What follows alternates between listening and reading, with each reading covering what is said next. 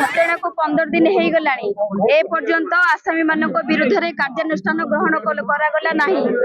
आम परिवार एवं मु कोठना कोठी बहुत भयभीत अवस्था अच्छु। एठी सरकार एवं पुलिस प्रशासन एपर्यंत आमको न्याय दे पाला नहीं। जो माने मुख्य अभियुक्त अछंती से माने एबे भी बाहर खुलम खुला बुलुचंती। आउ जो 4 जण अरेस्ट हेइचंती ताधु 2 जण को दफा कम लगेई पुलिस सेठी बेल करी दउची, 2 जण को सेठी फॉरवर्ड कर जाउची। एठी आईन व्यवस्था भिन्न कोन पई तो मो बाध्य हेई मो गांधी को पाखरे मुंडिया मारी मो गांधी को आदर्श को आपणेई मो वर्तमान धारणा स्थल को जिबी। जे पर्यंत मते न्याय न मिलची से पर्यंत अनिर्दिष्ट काल पई मो धारणा रे बसिबी।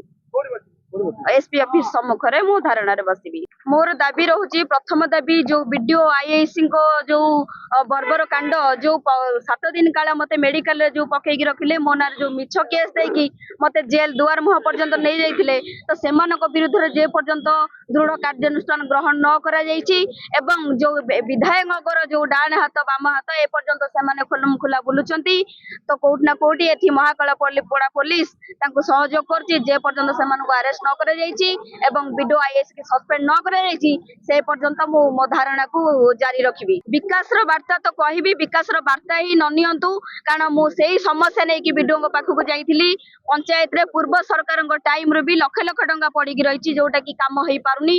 कोठना कोठी जो आमर दुर्गा बाबू जी अछंती तो से महिषासुर रूप नहीं सारचंदी महाकाल पड़ा रे तो वर्तमान मो धारणा स्थल को जिबी।